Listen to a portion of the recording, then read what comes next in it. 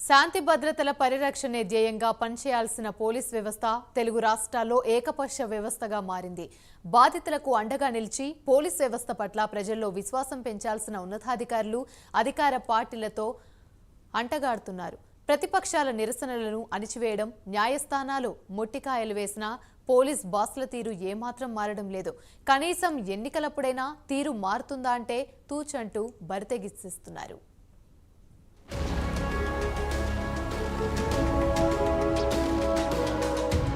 ఆంధ్రప్రదేశ్లో 5 ఏళ్లుగా అధికార పార్టీతో అంటకాగిన పోలీసులు ఎన్నికల సమయంలో కూడా స్వామి భక్తిని చాటుకునే విషయంలో ఏమాత్రం వెనకడుగు వేయడం లేదు. జగన్పై గులకరాయి దాడి కేసు నేపథ్యంలో సీఎం పర్యటించే మార్గాల్లో ఇళ్లలోకి దూరి మరీ తనిఖీలు చేయమంటూ ఆంధ్రప్రదేశ్ హోంశాఖ సంచలన ఉత్తర్వులు జారీ చేసింది.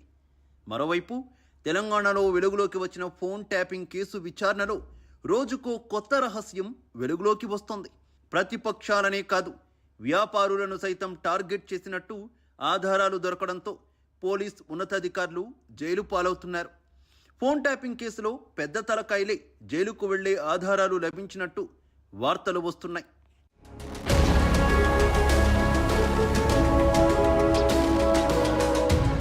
ఆంధ్రప్రదేశ్లో పలువురు ఐపీఎస్ అధికారుల వ్యవహార శైలిపై ప్రతిపక్ష నేత చంద్రబాబు, పవన్ కళ్యాణ్, పురంధరేశ్వరితో పాటు మరికొందరు విపక్ష నేతలు కేంద్ర ఎన్నికల సంఘానికి ఫిర్యాదు చేసినా తీరు మారలేదు. తనను వేధించినట్లు ఏబీ వెంకటేశ్వరరావు కోర్టుకెళ్లి ఉపశమనం పొందినా వెంటాడి మరీ వేధించారు.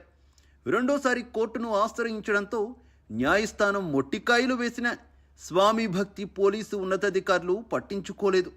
దీంతో ఆయన స్వయంగా న్యాయస్థానంలో పోరాడుతున్న విషయాన్ని ప్రతిపక్ష నేతలు ఈసీ దృష్టికి తీసుకువెళ్లారు. అలాగే ప్రధాని మోదీ పాల్గొన్న చిలకలూరిపేట సభలో భద్రతా వైఫల్యాలు, ప్రతిపక్షాల సభలు విజయవంతం కాకుండా ఎక్కడికక్కడ చెక్ పోస్టులు పెట్టి కార్యకర్తలు సభా ప్రాంగణానికి చేరుకోకుండా ఇంటెలిజెన్స్ డీజీ ఇబ్బంది పెట్టినట్లు ఆధారాలతో సహా మరోసారి ఫిర్యాదు చేశారు. విపక్ష నేతలపై ఒంటి కాలితో లేచి అక్రమ కేసులు పెట్టి వేధించడంలో నెంబర్ 1 స్పెషలిస్టుగా ముద్ర వేసుకున్న ఆయన ఎన్నికల కోడ్ వచ్చాక కూడా ఏమాత్రం తీరు మార్చుకోలేదని, విపక్ష నేతలపై వేధింపులు మరింత తీవ్రతరం చేశారని సిఈసికి ఫిర్యాదు చేశారు.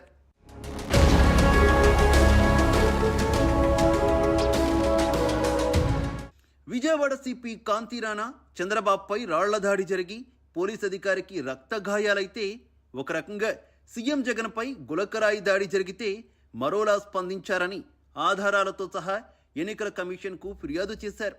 అధికార పార్టీ నేతలు మౌఖిక ఆదేశాలిచ్చినా చురుగ్గా వ్యవహరిస్తూ సీఎం పేషీ నుంచి వచ్చిన ఆదేశాల మేరకు నడుచుకుంటున్నారని విపక్ష నేతలు సిఈసికి తెలియజేశారు. ఏకపక్షంగా వ్యవహరించినట్టు స్పష్టంగా వెల్లడవుతున్నందున కాంతి రాణాను సిపి బాధ్యతల నుంచి తప్పించాలని విపక్ష నేతలు ఈసీకి ఫిర్యాదు చేశారు.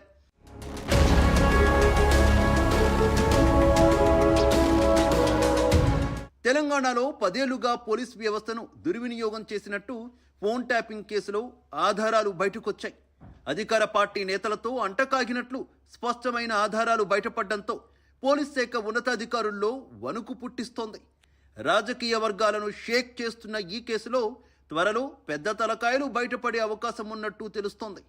ఫోన్ ట్యాపింగ్ కేసు బయటకొచ్చినా కూతురు కవిత జైలుకు వెళ్లిన మౌనవ్రతం పాటించిన సీఎం కేసీఆర్ తప్పదన్నట్లు స్పందించారు. ఫోన్ ట్యాపింగ్ సర్వసాధారణమని తేలిక చేసి చూపే ప్రయత్నం చేశారు. బుర్ర తక్కువ పార్టీలు రాజకీయం చేయడం దివాళా కోరుతనానికి నిదర్శనమని సమర్థించుకునే యత్నం చేశారు. గులాబీ బాస్ స్పందన ఎలా ఉన్నా పోలీస్ శాఖలో మరికొందరు త్వరలోని జైలు పాలయ్యే సూచనలు కనిపిస్తున్నాయి.